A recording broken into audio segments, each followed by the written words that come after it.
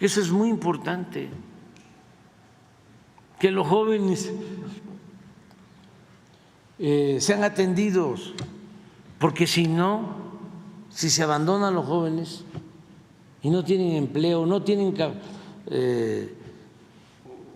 oportunidades para estudiar, se vuelve con la política esa irresponsable de rechazarlos. Imagínense en qué cabeza cabe rechazar a los jóvenes que quieren estudiar con la mentira de que no pasan el examen de admisión, porque ni siquiera es cierto de que no pasaran el examen de admisión, es que no había cupo. Les hacían exámenes de 125 preguntas, sí, pero tenían cupo para 200 y decidían que iban a admitir a los que contestaran bien 120 de las 125 preguntas, y el que contestaba bien 119 ya no entraba.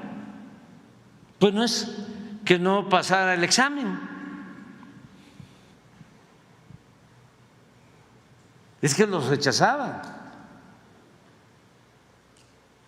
Entonces, si esa política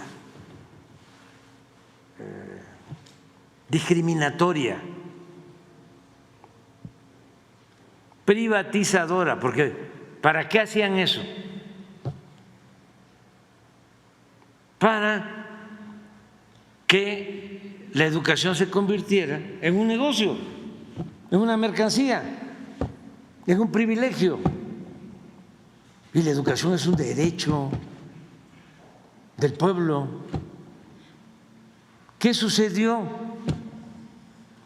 Bueno, cuando empieza esa política de rechazo, pero además bien manipulada, envuelta en la demagogia de que se necesitaba la excelencia, la calidad de la enseñanza. Claro que queremos calidad, claro que queremos excelencia, pero también cobertura. Entonces todo era calidad, excelencia. No sé si se acuerdan de eso. Entonces, de esa manera justificaban el rechazo de 200, 300 mil jóvenes por año que querían ingresar y no podían a las universidades. Bueno, por eso tenemos el déficit de médicos. Es un país que no tiene los médicos especialistas que requiere por esa política irresponsable, absurda. Pero detrás era el propósito, el negocio de fomentar la educación privada. Y yo siempre he dicho, no estoy en contra de la educación privada. El que tiene para pagar una escuela privada lo puede hacer, está en su derecho. Pero el gobierno está obligado a garantizar la educación pública, gratuita, de calidad, en todos los niveles escolares, porque es un derecho, no un privilegio. Es lo mismo de la salud, y en eso nos diferenciamos, somos distintos. Y no saben cuánto orgullo me da ser distinto a estos conservadores, el orgullo que me produce eso, porque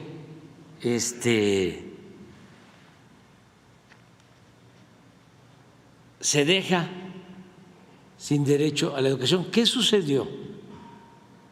¿Qué pasó? Esto empieza con la reforma al artículo 3 de la Constitución, nada más que ahí sí no los periodistas, los periódicos no decían nada. ¿Cómo vas a reformar la Constitución, el artículo 3, para limitar la educación pública gratuita solo a lo básico y dejar al mercado la educación media superior y la educación superior? Nadie criticó nada, ningún periódico, bueno, algunos, puede ser. La radio, los conductores de noticieros famosos, ninguno. Salinas, presidente, secretario de Educación, Ernesto Zedillo, reforma el artículo 3 de la Constitución. Bueno, abren al mercado la educación. ¿Qué pasa? Al principio se incrementa la matrícula de escuelas privadas, pero llega el momento en que ya no crece. ¿Por qué? Porque la mayoría del pueblo no tiene para pagar colegiaturas para sus hijos. Entonces puede ser que estén las escuelas, sí, pero un obrero de dónde saca 3,000, 4,000 pesos, por muy poco que se cobre en una universidad privada, para tener a su hijo, a su hija en la universidad. Y si son dos, pues llegó el momento que se estancó y al final ni en las públicas ni en las privadas se tienen los médicos ni los especialistas que requiere el país. Entonces, eso nos hizo mucho daño. Por eso celebro la decisión del pueblo de elegir a la presidenta Claudia Sheinbaum, porque ella tiene esta visión que tenemos millones de mexicanos,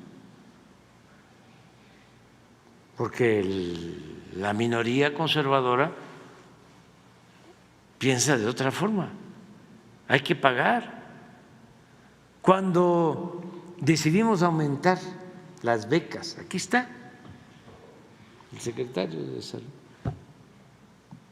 para especialistas de 10,000 a 20,000, las asociaciones de médicos privados, algunas, nos mandaron escritos oponiéndose. Increíble. Porque era quitarles clientela, porque no ven a los enfermos como pacientes, sino como clientes.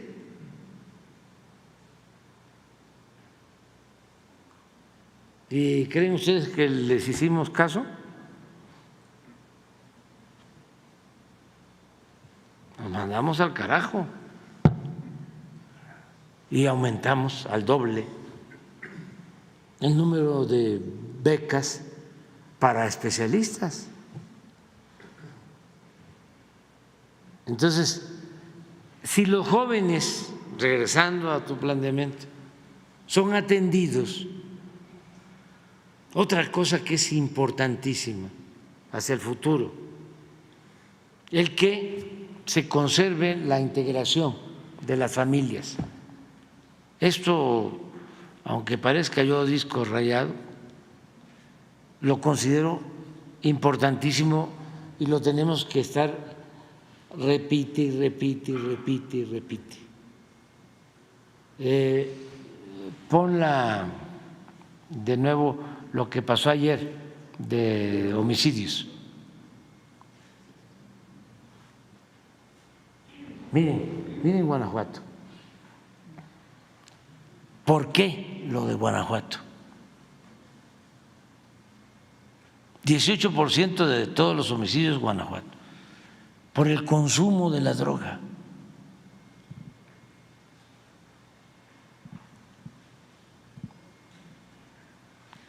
Se descuidaron, establecieron pactos las autoridades con la delincuencia, abandonaron a los jóvenes, abandonaron al pueblo, apostaron a la privatización en todo los gobiernos conservadores. Y ahí están los resultados. Es uno de los estados con más narcomenudeo, con más consumo. Entonces, ¿qué tenemos que cuidar? Que se mantenga la integración de las familias, que se evite el consumo de droga. Nosotros tenemos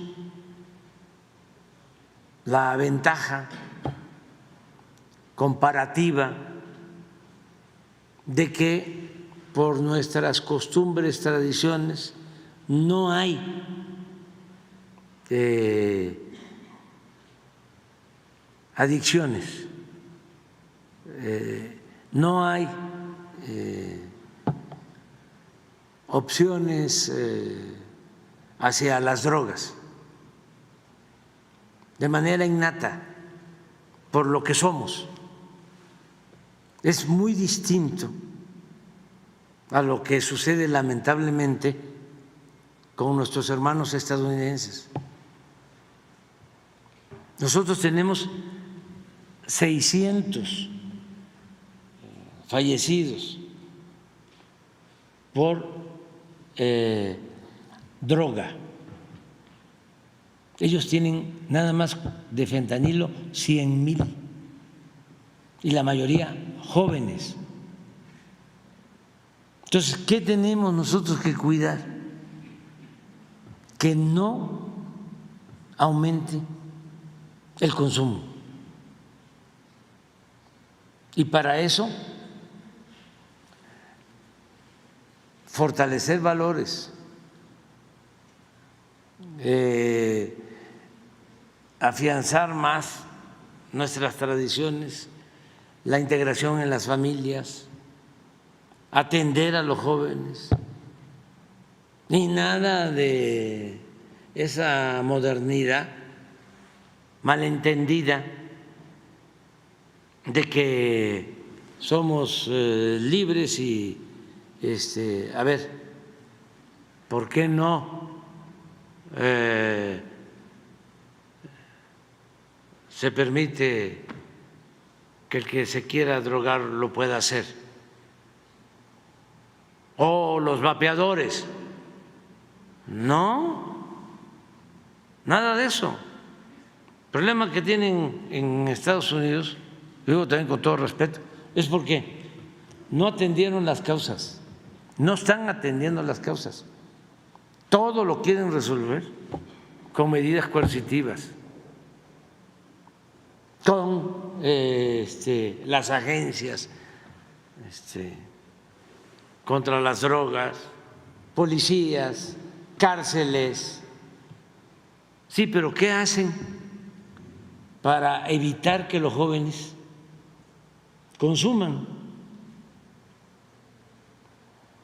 Y se preocupan por hacer un diagnóstico de por qué, a diferencia de otros países, hay tanto consumo en los jóvenes, que no es un problema social, que no está fallando algo en la convivencia social,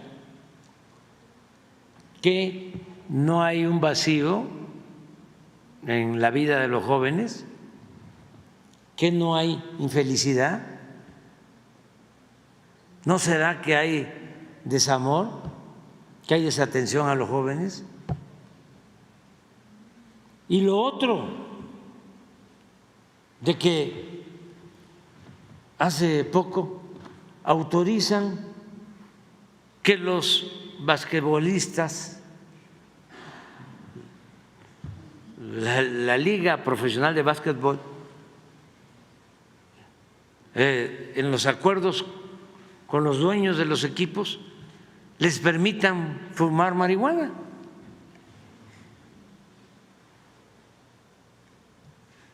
Imagínense un joven que tiene como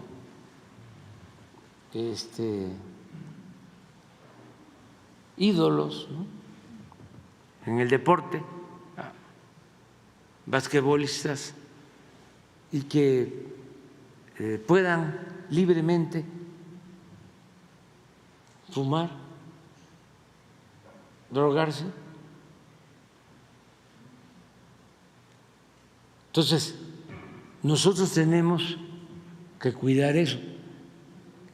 Yo creo que la presidenta tiene en cuenta todo eso y pienso que cada vez va a haber menos inseguridad, menos violencia. Además, la gente quiere eso, quiere la paz, quiere la tranquilidad.